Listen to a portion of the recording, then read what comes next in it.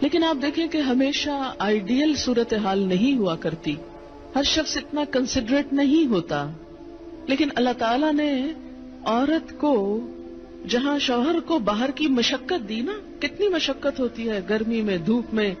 مثلاً ہر شخص کا ایئر کنڈیشن آفس تو نہیں ہے کہ وہ وہاں بیٹھ کے کام کر رہا ہے. بہت سے مرد سڑکوں پہ سڑکیں بنا رہے ہیں دھوپ میں کھڑے ہو کر، کچھ کھیتوں میں کام کر رہے ہیں، کٹائیاں کر رہے ہیں فصلوں کی، کوئی اور مکان بنا رہے ہیں، دھوپ میں کام کر رہے ہیں.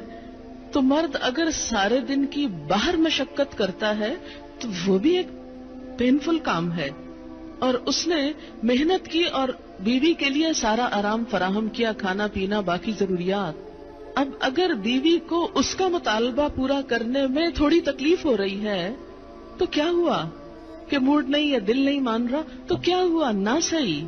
لیکن اس کے باوجود جو عورت یہ سمجھتی ہے کہ میں اپنے موڈ کے خلاف جا کر بھی اگر اپنے شوہر کو راضی کرتی ہوں تو یہ میرے رب کی رضا حاصل کرنے کا ایک ذریعہ ہے، تو آپ دیکھیں کہ یہ وہ چیز ہے جس کا صلہ آپ کو اللہ دنیا میں دے دے گا، کیونکہ آپ یہاں صرف شوہر کی نہیں اللہ کی بھی اطاعت کر رہی ہیں.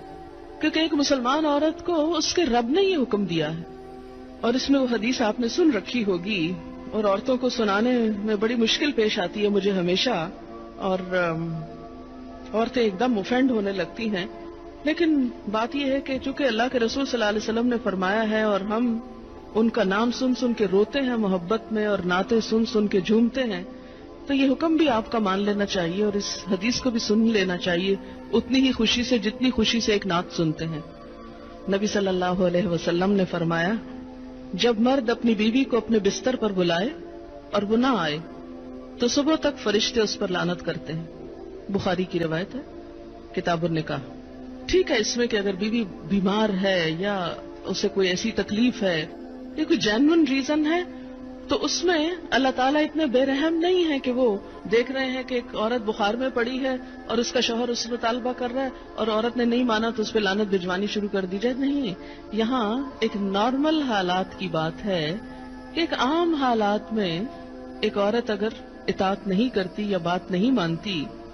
پر اسی لیے ایک اور حدیث ہے، حضرت ابو ہریرہ کہتے ہیں کہ آپ صلی اللہ علیہ وسلم نے فرمایا اگر عورت کا خاوند اس کے پاس موجود ہو تو وہ اس کی اجازت کے بغیر نفلی روزہ نہ رکھے.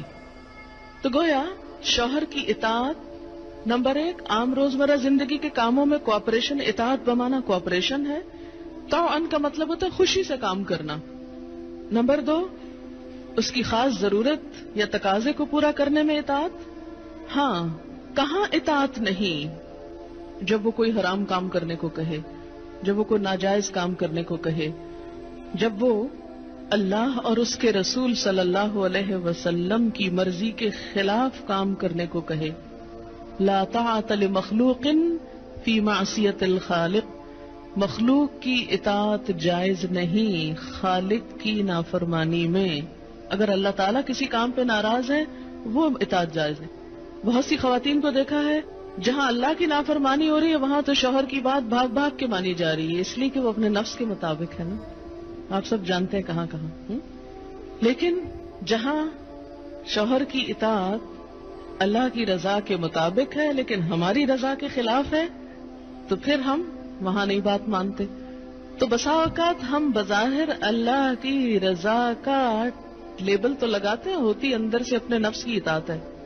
اور بعض اوقات شوہر کی اطاعت کا لیبل لگاتے ہیں لیکن وہاں بھی اصل میں نفس کی اطاعت ہوتی ہے کہ ہمارا اپنا دل وہی چاہ رہا ہوتا ہے جو شوہر چاہتا ہے اس وقت. بعض اوقات کئی غلط کام شوہر چاہتے ہیں نا کہ بیوی کرے، ہم خود بھی وہ چاہ رہے ہوتے ہیں ساتھ، اس لیے آڑ لے لیتے ہیں جی شوہر نہیں مانتے. مثلا سر ڈھکنا شوہر کو پسند نہیں، کیا کریں، اب شوہر کی اطاعت بھی تو اللہ ہی نے کہا ہے. یہاں شوہر کی ہم 100% اطاعت کو تیار ہو جاتے ہیں کیونکہ اندر سے اپنا دل جو ساتھ ہے. لیکن جب رات کو شوہر بلائے تو وہاں اپنا دل نہیں، لہذا چاہے اللہ تعالیٰ کتنا ہی فرمائے سب اطاعت بھول جاتے ہیں.